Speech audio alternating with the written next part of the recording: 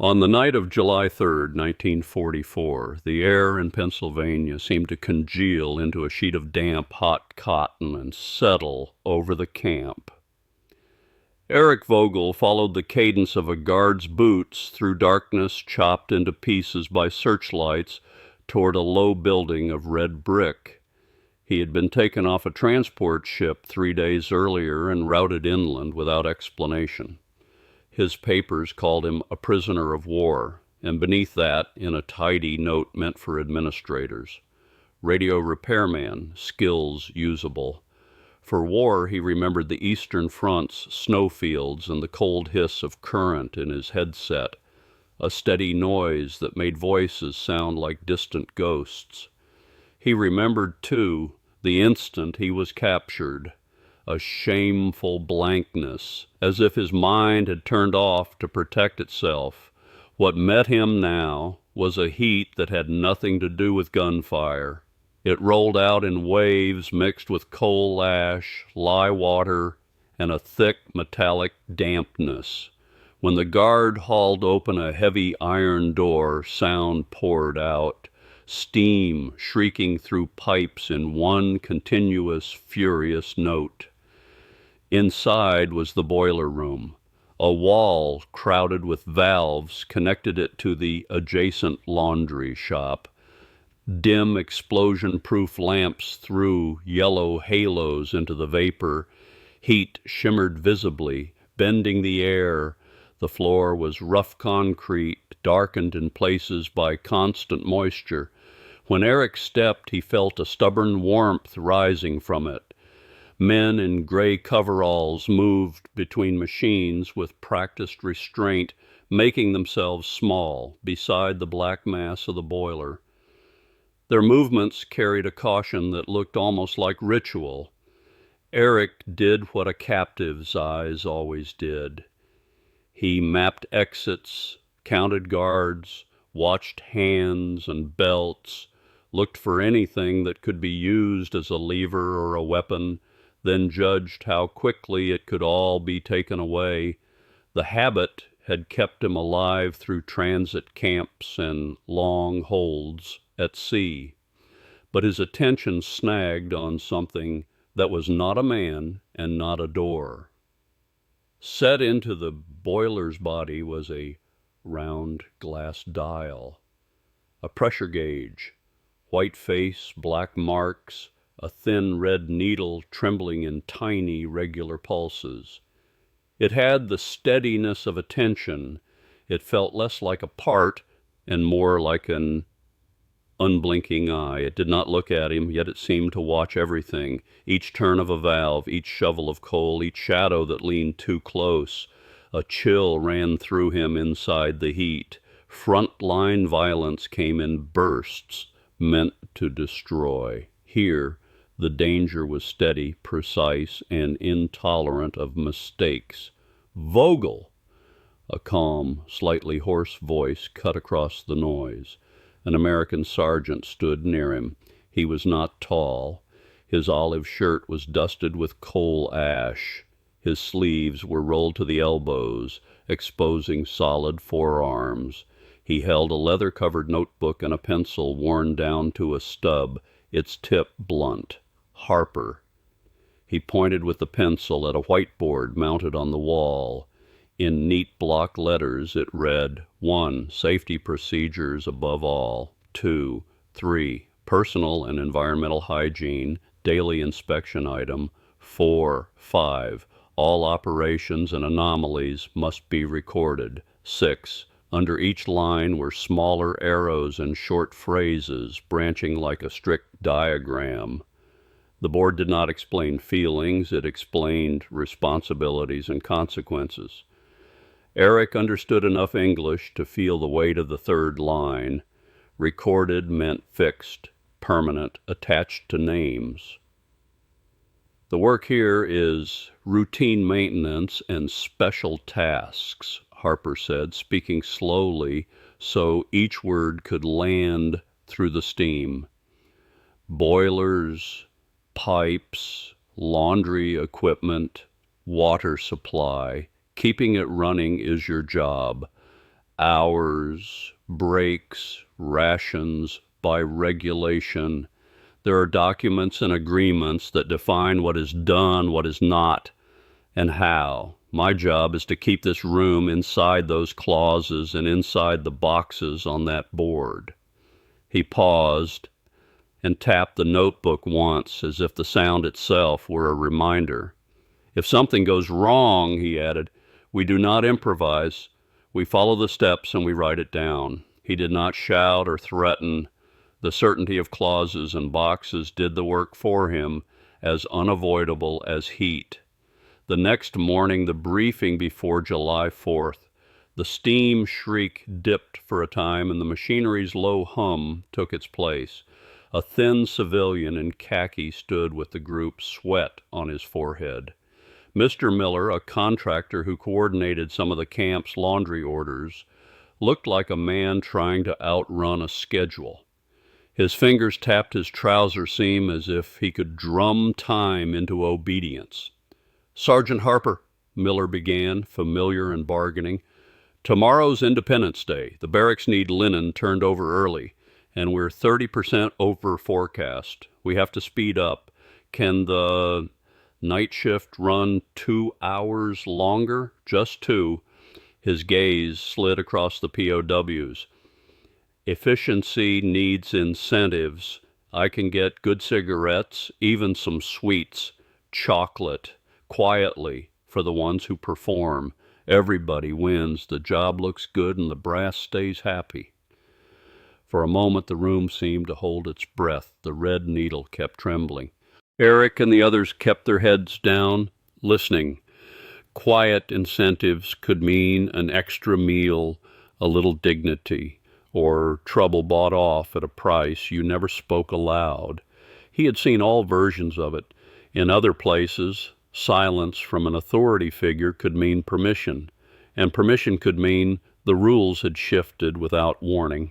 Harper did not answer. He opened his notebook and wrote slowly with the blunt pencil. In the roar of steam it should have been inaudible, yet the scratch of graphite felt oddly distinct, as if the room itself were listening. Erik could not read the page, but he caught the shape of certain words as Harper formed them. Private exchange, accident, liability, responsibility. Harper closed the notebook, looked at Miller, then let his gaze move across the POWs as if to include them in the decision. No, he said, flat, final.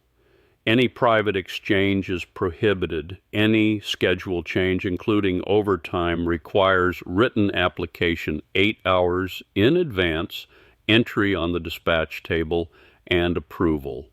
Any anomaly or safety risk follows procedure. Stop first, report, then address. No exceptions. He turned to the POWs. Efficiency here is not measured by sugar or cigarettes. Safety, completion, and accuracy of records are the only metrics. You provide labor, you receive the rations and protections defined by regulation, no more and no less.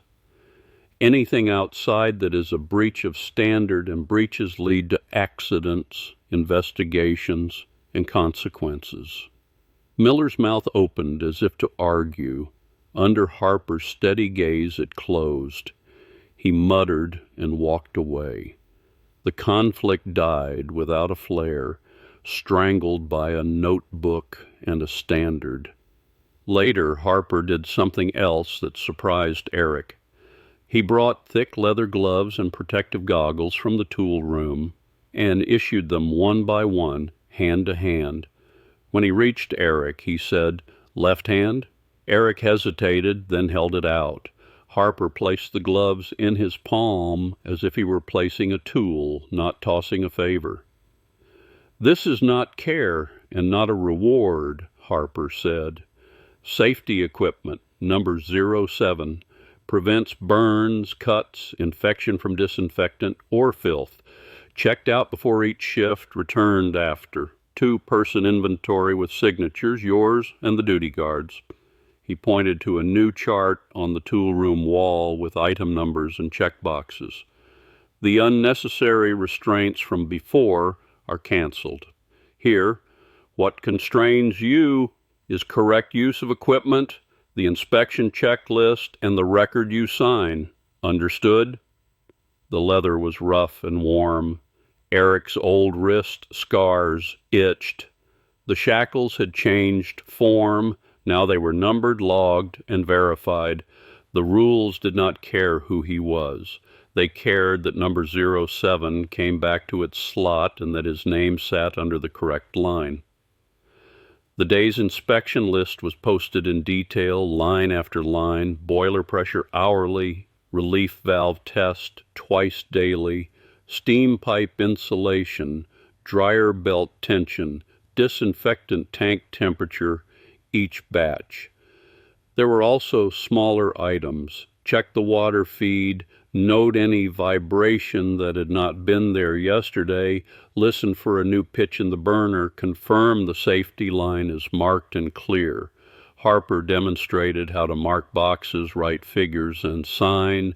He showed them where to stand, where not to stand, what counted as a deviation and what counted as a note. He made them repeat the English terms until the sounds came out correctly, not for politeness, but for clarity. He learned the routine in under a week. Hourly, he stood before the gauge eye and read the needle against the tick marks, then wrote the number into the log. At first, his signature was German cursive. Harper corrected him without emotion. Use blocked letters. The log requires uniform identification. Erik practiced until E. Vogel looked like a printed label. For insulation checks, he used the back of his hand to touch specific points quickly, feeling for abnormal heat. For belt tension, he pressed with his thumb and looked for the specified deflection, then wrote OK or ADJ as required. When he handled disinfectant, he did it as Harper taught. No bare skin, no shortcuts, no bravado. The pencil's soft rasp became a companion sound.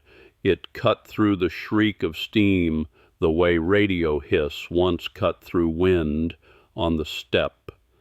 When his attention narrowed to the box to be checked and the number to be copied, the constant fear of being a captive receded a little. The work had edges, steps, a finish line. Even pain felt measurable. Harper treated the logbooks as part of the machinery. At the end of each shift, he checked a few lines at random. If a box was left blank, he did not accuse. He asked for the missing reading, then asked why it was missing.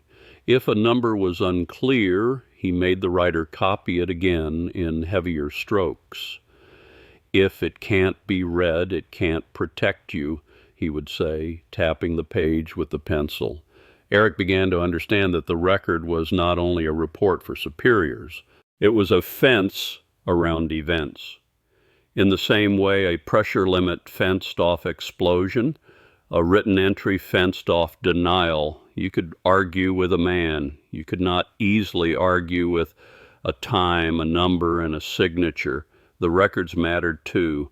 One day a batch of cleaned bandages and sheets was rushed to the infirmary. Harper pulled the disinfectant temperature and time record for that batch and attached it to the transfer form.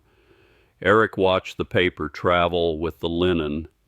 He understood abruptly what Harper meant by victories behind the lines.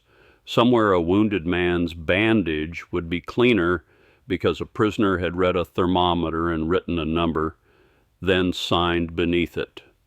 A small, stubborn sense of responsibility took root, not as pride, but as a refusal to let negligence become habit.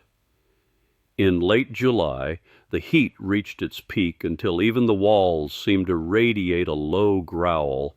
Erik had just recorded a pressure reading. The needle sat in the upper middle of the green band. He turned to the manual relief valve test. As his hand neared the cold lever, he caught a slight upward shift in the red needle. He stopped and stared. The needle was climbing, slow, steady, wrong. It crossed the green band's top limit toward the red danger segment. The boiler's roar carried a thin, sharp edge, a note that made his teeth tighten. "Sergeant!" Erik blurted in German, then corrected himself, pointing at the dial. "Pressure! Pressure is rising! Not right!" Harper was there, almost at once. His eyes flicked to Erik, then locked onto the gauge. Miller rushed in, took one look, and paled. "It's the automatic relief," he said fast. "Sticking, but it's not climbing fast. This batch is curtains and tablecloths. For headquarters, they need it for tomorrow's celebration. We can't stop. 10 minutes. I'll watch the gauge and bring down the fire by hand. We can ride it out." "Stop the system," Harper said, already reaching for the red wall phone to the camp power duty station. 10 minutes, Miller insisted. "If we shut down and build back to operating temperature, we lose 40 minutes. The order won't be ready. I'll file the paperwork after. Tonight, we can make it up." I said stop. Harper spoke into the receiver. "Boiler room, boiler number 3. Pressure anomaly, continuous rise above safe limit by 5%. Request immediate emergency shutdown. Authorization code Harper 79er. Repeat, Harper 79er. He hung up and turned to the POW workers at the panel. "Step away from controls behind the safety line." Then to Erik Vogel. "Record 15-17 hours, boiler 3 pressure abnormally rising, cause unknown, emergency shutdown requested." Erik grabbed his pencil and wrote the time and Harper's words into the log. His hand shook, but his letters stayed legible. He wrote because he had been trained to write, and because writing made the situation measurable. If the worst happened, the page would remain.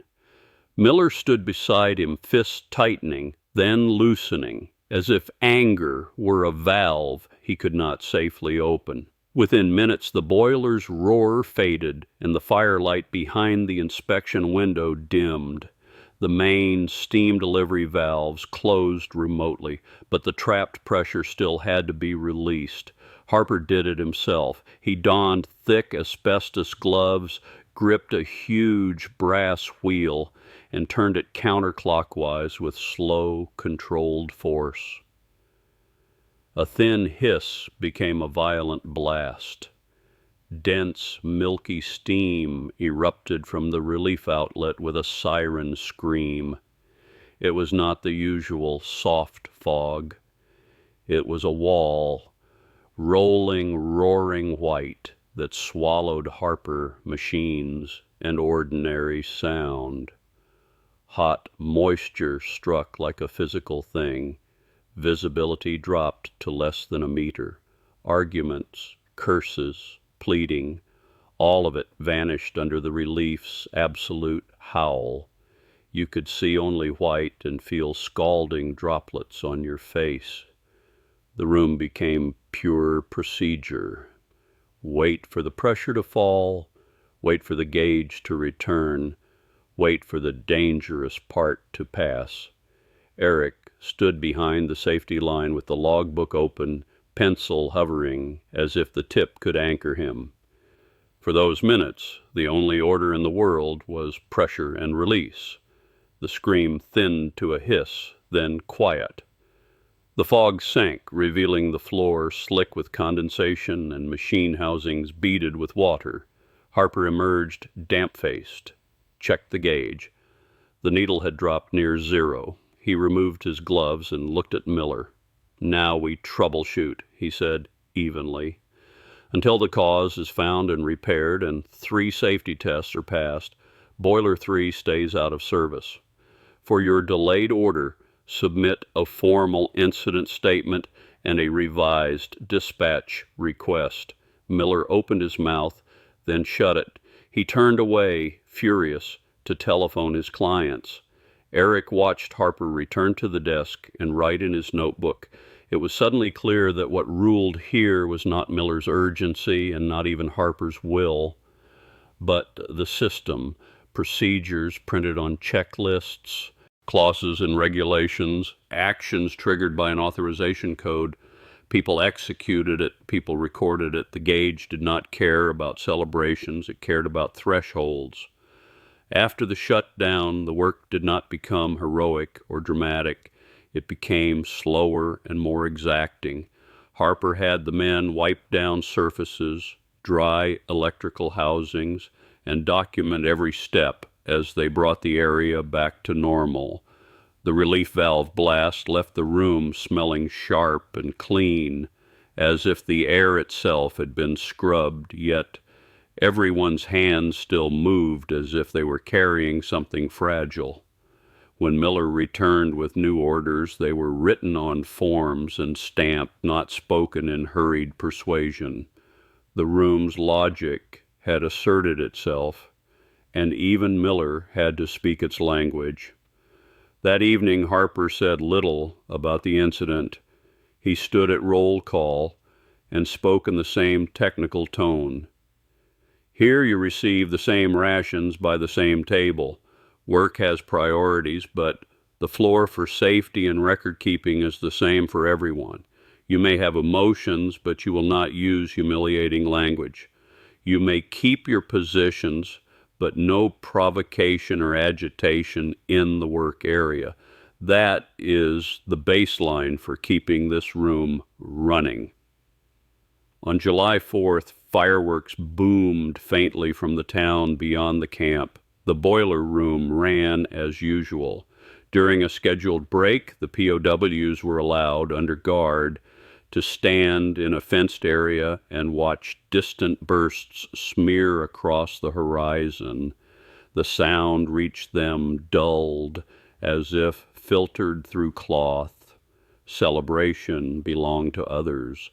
They could only look, and in the distance the sky opened and closed like a hand they could not touch. Harper appeared with a metal tray stacked with slices of apple pie, cut so thin they were nearly translucent. He handed out one slice per person. The pie was cool, the syrup was sticky, cinnamon and baked apple still cut through the night air. "Holiday meal item on the ration table," he said. "Same portion for each." Erik ate slowly, listening to the muffled booms. Difference and sameness sat together in his hand.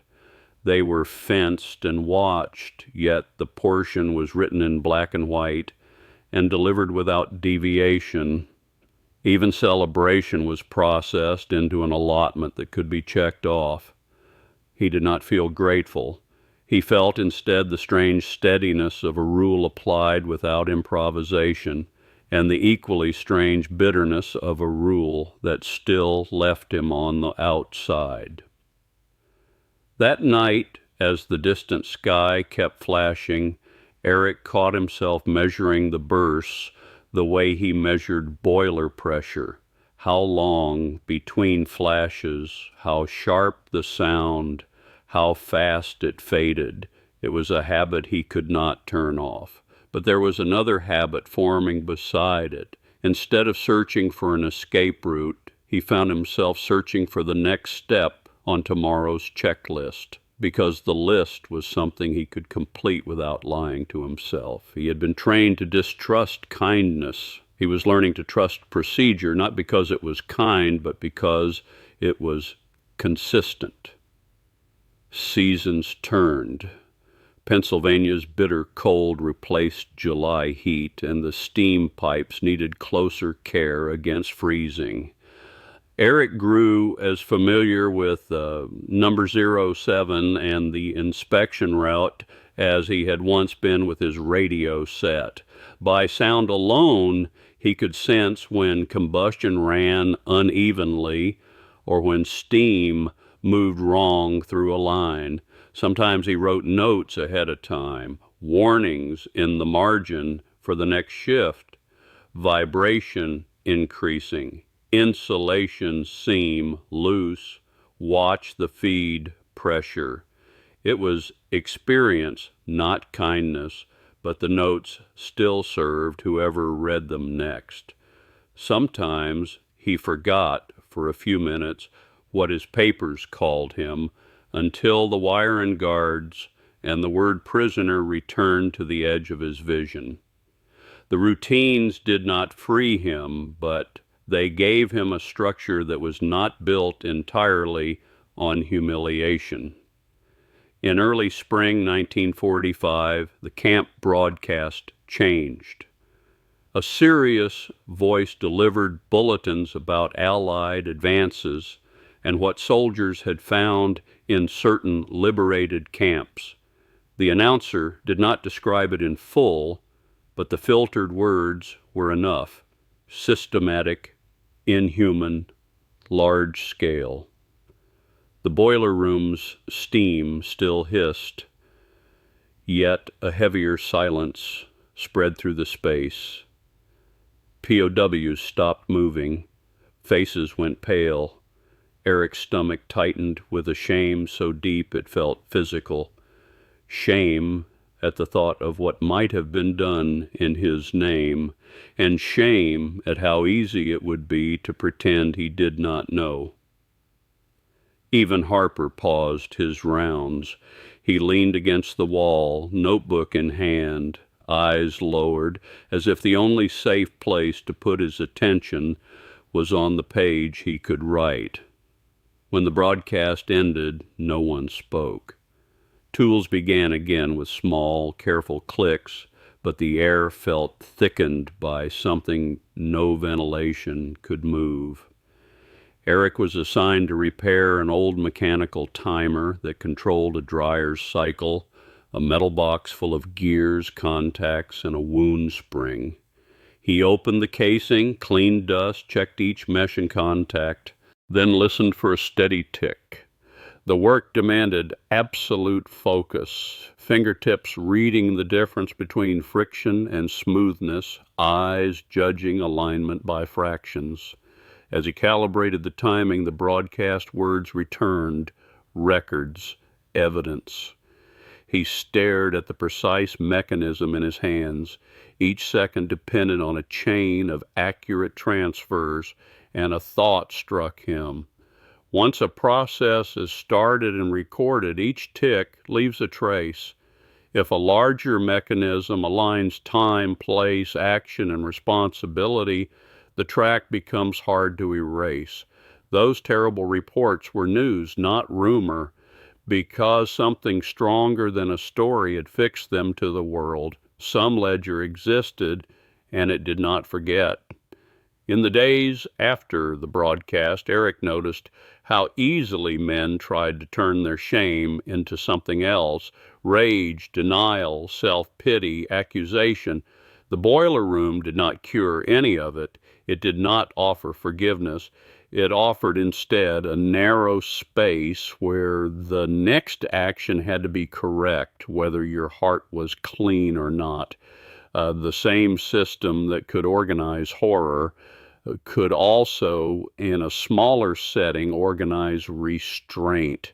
That thought frightened him because it meant the difference was not the existence of a system, but the purpose it served and the limits placed on those who operated it.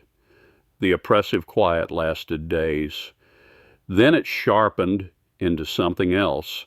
A young POW named Keller, formerly zealous and hot-tempered, had long despised Erik's technical work and his willingness to follow rules.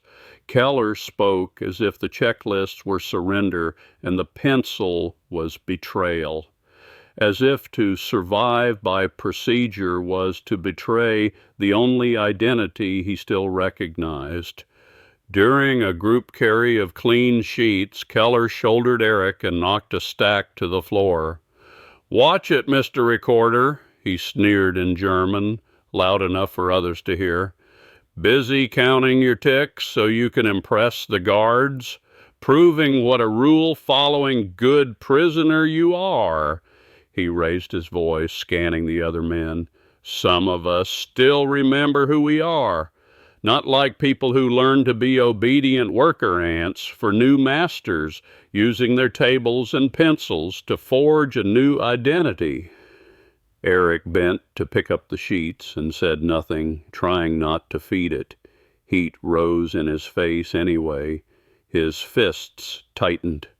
Other men stopped, watching, weighing whether Keller's anger would become a signal for them to choose sides. The room felt one shove away from a fight that would have nothing to do with laundry and everything to do with humiliation. Harper appeared near the washers. He did not shout. He did what he always did first. Pulled out the stub pencil, opened the leather notebook, and wrote several lines quickly while leaning against a dryer casing. Then he walked over, eyes level.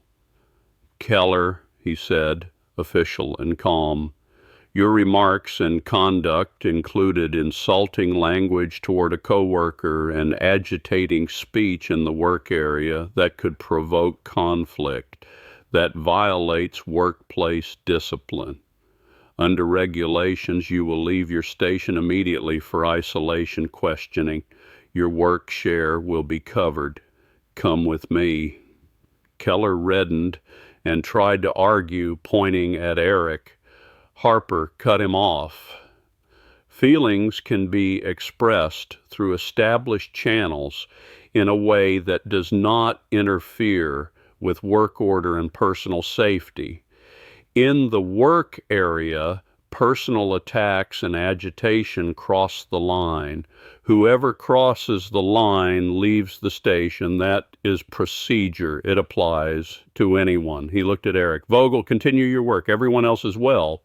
Keller was taken away not as a political rebel, but as a laborer removed for violating a clause. The boiler room's rhythm resumed almost at once. Erik understood what the rules did. They did not erase hatred or shame. They kept them from flooding the space where a boiler could explode and men could be burned alive. Emotion could exist, but it could not be allowed to break the room's operating logic. The room was a machine. The rules were its firewall. In the second week of August 1945, news arrived in layers. Officers held more meetings. Faces looked grave and faintly relieved. Then the formal broadcast came. Japan had accepted the terms of the Potsdam Declaration. The war was nearing its end. In a camp of German POWs, there was no cheering. A wide silence spread, different from grief, closer to blankness. For many men, the war had been their only adult world. If it ended, what did that make them? If the enemy won, what did that make home? Rumors moved through the barracks. Repatriation, transfer, prosecution. Anxiety rose like water in the dark. Yet each morning, at the fixed hour, the boiler room started as always. The needle trembled according to physics. At the first briefing after the announcement, Harper did not speak about the war. He checked attendance, verified the day's task sheet, pointed at the whiteboard, now even more detailed because the equipment was aging, and said only, "Start by the checklist. Records must be accurate." Erik's mind churned with questions. Still, when his hands held familiar tools and his feet followed the route written into muscle memory, something steadied in him.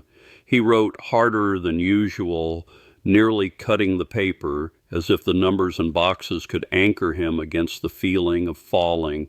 Others did the same. Friction quieted. Men who used to complain worked in concentrated silence. On the edge of an uncertain freedom, bounded tasks became a shelter, something with edges, something that answered back. When the war's end became real, Erik noticed something in himself that he had not expected. The camp fences had not moved, yet the direction of time had shifted. The question was no longer how to survive captivity, but how to live after it. That question had no checklist. Still, he kept writing the numbers with care. He told himself that if he could do this part correctly, read, record, report, then perhaps he could face whatever came next without inventing excuses. A few days later, Harper called Erik to the record desk. Erik's logbook lay open, its edges curled, but its entries clear. Older volumes sat beside it like earlier seasons of the same work. "Your work period is close to ending," Harper said. "These records must be archived." He turned pages with the care of a man closing a case, not checking a prisoner, but confirming a sequence. Then he produced an awl, twine, and thick craft covers. He punched holes, threaded the twine, and bound Erik's book together with others from the same equipment sequence. On the cover he wrote, "Camp Logistics Facility Maintenance Log, Boiler Room, Laundry Shop, 1944.07 to 1945.08, File 3. He opened to the first page and paused at Personnel Work Evaluation Summary. He glanced at Erik and wrote. He did not hand it over, but Erik could see the line from the side. During assigned period, inspection records were complete and accurate, safety procedures complied with, response to pressure anomalies timely with correct reporting, demonstrate strong procedural adherence, rapid learning, and stable, responsible work attitude. No mention of enemy or prisoner, no loyalty, no condemnation, only function measured by verifiable words. It felt like an assessment, like a tool tested for fit. Yet, in that depersonalization, Erik felt a harsh kind of dignity. In this system, he was treated as someone capable of understanding rules and being judged by what he did, not by the flag once stitched to his sleeve. His last night shift ended in late August, cool and quiet. The main machines were shut down. Residual steam hissed faintly in a few pipes. Under dim light, shadows stretched long. Erik completed his final inspection entry, signed name and date, washed and dried number 07, and returned it to its assigned place. He completed the two-person inventory and signatures with the duty guard, the ritual as precise as any prayer he had ever learned. The page was cleanly filled, the box was cleanly checked. He flexed his fingers once, feeling the skin that had healed over old scars. For the first time since capture, he noticed that his hands smelled not only of sweat and fear, but of soap and metal and paper. The smell was not pleasant, but it was steady, a reminder that he had spent months doing something real, something that could be reviewed line by line. Harper finished counting tools and placed them into the heavy metal toolbox inside the supply cabinet. He closed the lid and snapped on a small brass padlock. The click rang sharply in the quiet. Erik was turning to leave when the sound stopped him. He looked at the locked cabinet, at the small key in Harper's hand, then around the room, the silent boiler, the gauge needle finally still, the checklists that would soon be replaced, the warm dampness lingering in the air. The click echoed and changed shape until it overlapped in his mind with the final clean whistle at the end of an emergency relief when the last steam slips through and the system closes. In that instant, the pieces connected. The locks here had never been only metal. The gauge was a lock on thresholds. The checklist was a lock on steps. The logbook was a lock on time and responsibility. Harper's blunt pencil, always used to write key words before action, was a lock on impulse, fixing risk on paper first. Harper's calm, procedure-only manner was a lock on bias and anger inside a dangerous room. These locks were nothing like the chains that once cut Erik's wrists. Chains existed to restrain and humiliate, to enforce a crude order by fear. The locks here were meant to protect, define, and keep a complex system stable. They prevented burns and chaos. They prevented the room from collapsing under private bargains or hatred into the kind of disaster that would burn everyone, guard and prisoner alike. They relied on clear rules, predictable consequences, and records that could be checked. He also saw what those records did to power. Miller could demand speed, but the logbook demanded times, limits, and signatures. Keller could demand loyalty, but the notebook reduced his outburst to a violation that removed him from the floor. Even Harper, who held authority, submitted himself to the same written steps, calling the shutdown by code, taking the risk himself at the relief wheel, and writing down what he had done.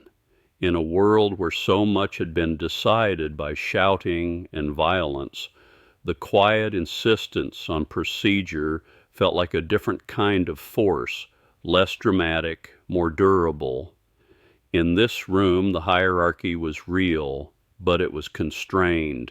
Orders did not become truth simply because they were spoken. They became legitimate only when they fit the printed rules and the recorded steps. That did not make the system humane. It made it bounded. For a prisoner, a boundary could be the difference between arbitrary suffering and predictable hardship. Outside this room waited ruins, judgment, and a future without clean boxes to tick. The procedures here could not wash away the past. They could not guarantee what came next. But over 14 months, in this square space of steam and noise, Erik had learned one stubborn possibility, that order could be built on rules and records rather than chains, and that dignity could appear, even for the lowest man, in the act of doing a dangerous job correctly and being held to the same standard as anyone else. He looked once more at the gauge face. The eye seemed closed. Then he followed the others out through the boiler room door and into the wide, disordered post-war dark. Behind him, the small, firm click that sealed a procedure's loop lingered like a period at the end of a sentence, left in that stifling, orderly slice of time that had already become history.